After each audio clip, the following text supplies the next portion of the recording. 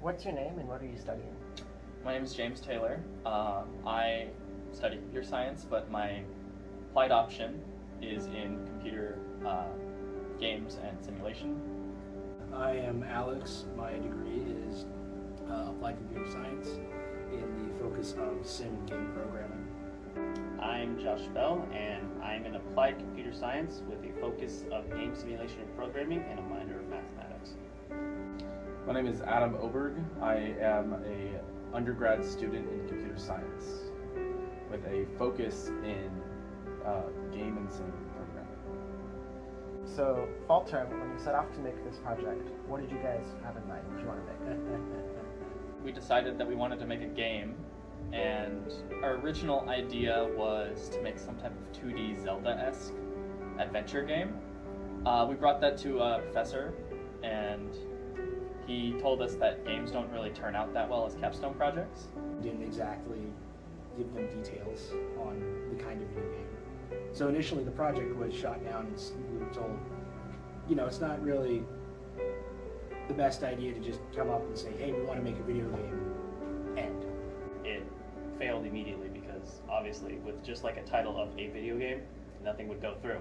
So then we decided to go on like a weather simulator because that has a little bit more depth and has a little bit more like leeway kind of with how things go. And then that got approved, but then when we started like doing research on like what we would have to do, we didn't really want to do that, and that would really help us in our career that we wanted to go through with. Simulate forest fires and things along that line. Just like it was like a natural disaster simulation thing. But none of us really felt inspired by that project. We knew we could do it. We knew it wouldn't be very hard, but we just nothing really inspired us. So we decided to kind of take a step back and look at what we wanted to do, and we proposed Project Space.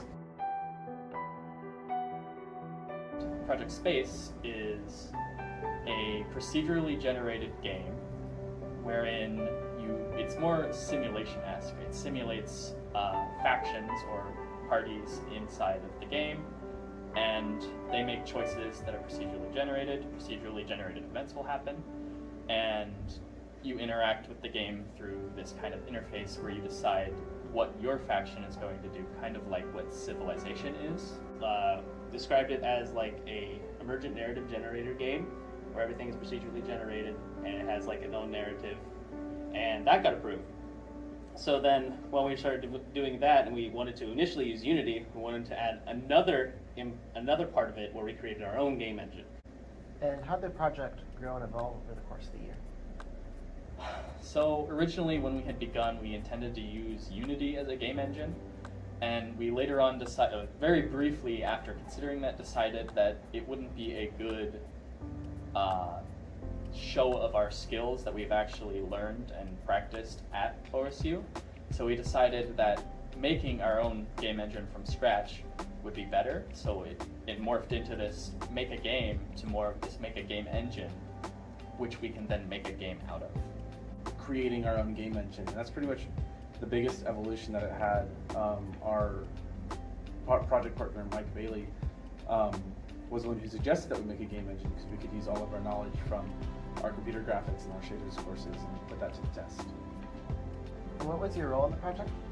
My role in the project was focusing on creating any graphics and models that we used. I created kind of our header titles image that we have. I created a plethora of models and some procedurally generated planets and rocks and other extraterrestrial things. I was the lead UI and designer for the game itself. I was dubbed lead programmer. Most of my work was technically lead game engine programmer. I focused mostly on getting the random engine generation working for the game system that was to be used for many different aspects of the game that we were trying to create. I really wanted to hone my craft. Blender was kind of the main thing I focused on, like I said, to create the models and procedurally generated objects and planets and whatnot. So I really wanted to improve the knowledge that I had. I had very little to begin with. I'd maybe used Blender once or twice, and I've used Photoshop once or twice here in the past, but I really wanted to kind of excel and move forward in my knowledge and just kind of exemplify what I know. And I think I did that pretty well. I learned to use Blender pretty much to its fullest extent. I ended up crashing my computer a couple times because I made things that were too detailed. But I found a good middle ground where I could make things that were nice looking but not overly detailed and kind of fit the artistic style of the project. I wanted to learn how like a real UI is initially thought of, created, and implemented. And so one of the terms I took the UI course that's here offered at OSU, and I learned a lot of how like a lot of things, like even just the smallest little detail can have a big impact of like how people will interact with it. Like one picture can mean one thing. A very similar picture with just a slightly altered portion can mean a completely other thing. When designing a game, you have to think about how important it is that you want to create something engaging, something that people want to play, have fun, and go back to, more than just like a story, but without gameplay or anything in between. I seek to accomplish new skills in developing game engine and various game development things. So specifically, I really wanted to learn about instance-based 3D rendering, and I successfully accomplished that. I learned about that, and now I can actually write code that does that. Batch rendering for 2D stuff, and then more specifically, I learned a lot more about how OpenGL's internals, which was really fun.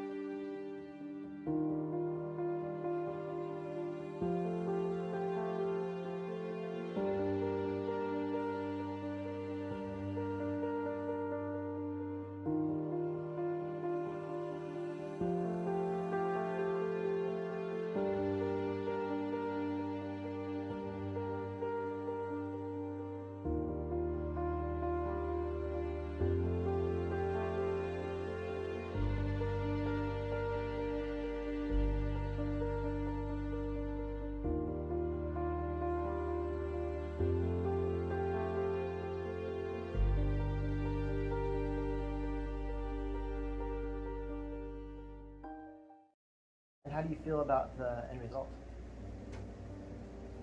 I'm pretty proud of it. I think we did pretty good. If I had more time to work on the Capstone project, and instead of having to juggle all my classes and all the responsibilities of life, I think we could have made a really cool video game that would have been presented at the expo. But with just the game engine, we still have some stuff we can show off, and we could set up some presentations with it that could show what the game engine is able to do. I think we got pretty close to what we wanted to do. We have a working game engine and graphics engine, physics engine, all that. We have some pretty good looking models. We have a nice UI. There's a little bit more we could have done. We really heavily focused and underestimated the power that it would have taken to build a game engine from scratch. And so we didn't quite get to kind of the fundamental workings of the game, but we did get the game engine completed, and that was kind of the biggest task that was at hand and the hardest hurdle that we had to go over. And that was the core of the project. At the end of the day, was making a custom-built game engine that could do exactly what we wanted it to do. I'm a little dismayed that we never actually got to implement gameplay features, because that was going to be that's part of the game dev. However, I really, really like game engine development. That low-level systems aspect is very apparent and desirable to me. I like interacting with graphics devices. And basically, overall, I had a real fun time. It felt like a lot of work while doing it, though. I think that it's really cool. I think that having a game engine is way more impressive than having just a game itself created in Unity, because kids in high school can do that, have a nice, fun little simple game. But creating a game engine itself takes a lot more work and a lot more effort than just something that we could build in like a few days.